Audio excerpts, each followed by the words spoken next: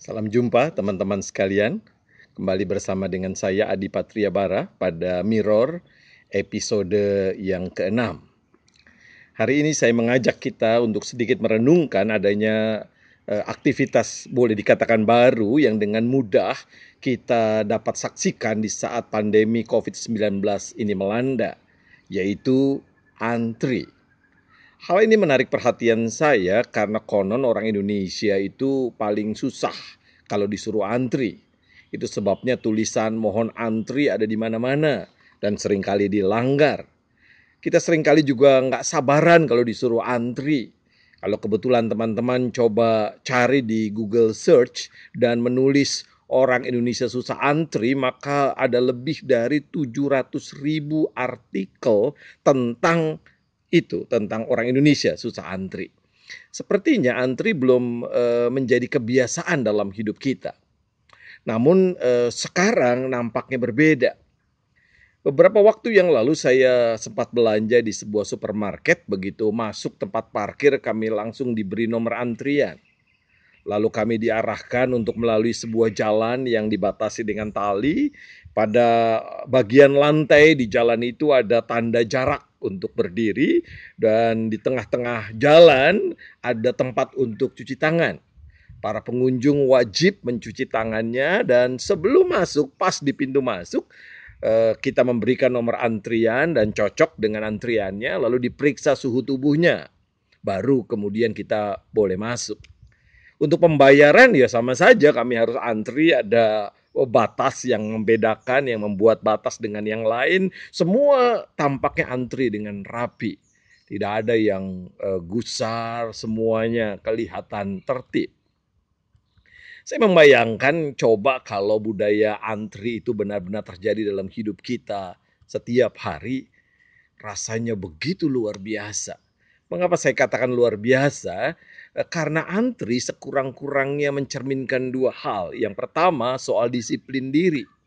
Tentang disiplin kita semua sudah sangat paham, agama mengajarkan kita berdisiplin, keluarga mengajarkan kita disiplin, sekolah mengajarkan kita disiplin. Disiplin memberi kepada kita kemampuan untuk menguasai diri kita. Sejujurnya manusia, kita semua, saya dan Anda itu liar. Dosa membuat kita kehilangan kemampuan mengekang diri kita.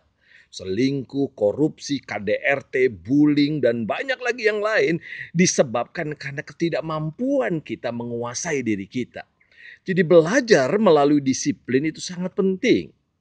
Antri adalah salah satu pembelajaran kecil untuk hidup disiplin. Yang kedua, antri itu mengajar kita untuk menghargai. Pertama-tama menghargai diri kita sendiri, tetapi juga sekaligus menghargai orang lain. Mungkin Anda pernah mendengar istilah golden rules, kaidah emas. Maksudnya begini, teks-teks kitab suci, banyak agama-agama memuat sebuah perintah yang kurang lebih bermakna sama, yaitu memperlakukan orang lain sama seperti kita ingin diperlakukan. Kalau nggak ingin diserobot, ya jangan serobot orang lain. Itu pembelajaran yang kita dapat dari antri. Pertanyaannya adalah apakah antri yang kita lakukan saat ini dapat menjadi kebiasaan, bahkan budaya kita, atau lenyap selepas pandemi ini? Menurut saya kalau antri itu saya lakukan hanya karena takut. Takut tertular atau takut sama petugas, maka selepas rasa takut kebiasaan antri itu akan segera hilang. Akan tetapi jika antri itu berangkat dari kesadaran, saya mau hidup disiplin, saya mau menghargai orang lain, saya mau menghargai diri saya, maka saya yakin antri itu bisa menjadi kebiasaan kita.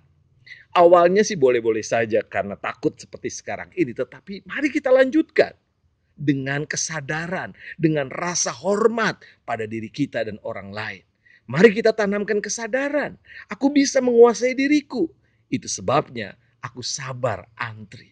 Aku menghormati orang lain. Karena itu aku sabar antri. Dari hal yang sederhana ini akan ada efek domino. Ada dampak dari hal sederhana seperti antri.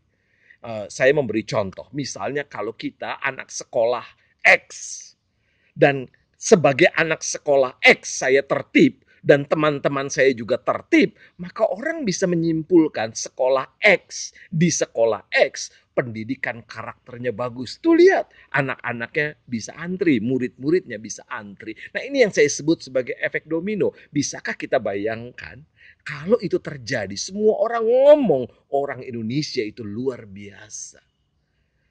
Teman-teman, saya mendengar ada cerita tentang orang kaya yang jatuh miskin. Anaknya sedih bukan main, sepanjang hari dia menangis, murung karena sekarang serba susah dan terbatas. Ayahnya mencoba memberikan penghiburan, dia mengatakan begini, sabar nak, paling-paling akan membutuhkan waktu 40 hari saja, 40 hari saja. Anak itu menyahut, maksud papa setelah 40 hari kita akan kaya lagi. Enggak, setelah 40 hari kita akan terbiasa. Nah, dari cerita ini ada yang mengatakan bahwa kebiasaan itu membutuhkan waktu kurang lebih 40 hari. 40 hari. Artinya sebuah tindakan akan menjadi kebiasaan kalau kita mengulanginya selama 40 hari atau 40 kali. Saya sih nggak terlalu yakin bisa atau tidak, tergantung pada apa yang ada di hati kita.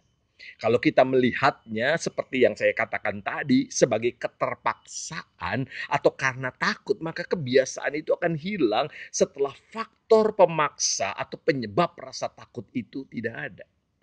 Yang pasti, sesuatu yang kita lakukan berulang-ulang akan menjadi kebiasaan. Karena itu apa yang baik harus kita ajarkan berulang-ulang. Di tengah-tengah keluarga kita misalnya. Dalam berbagai macam kesempatan. Dalam perjalanan, saat menjelang tidur kita bercerita. Saat melakukan pekerjaan rumah tangga. Atau memakai metode yang beragam. Memakai lambang, alat peraga, foto, hiasan rumah. Dan jangan pernah lupa menggunakan teladan agar apa yang baik itu nempel dalam kesadaran kehidupan orang-orang di rumah kita. Yuk bercermin, apakah antri yang kita lakukan saat ini kita lakukan karena takut atau karena kesadaran? Salam Mirror.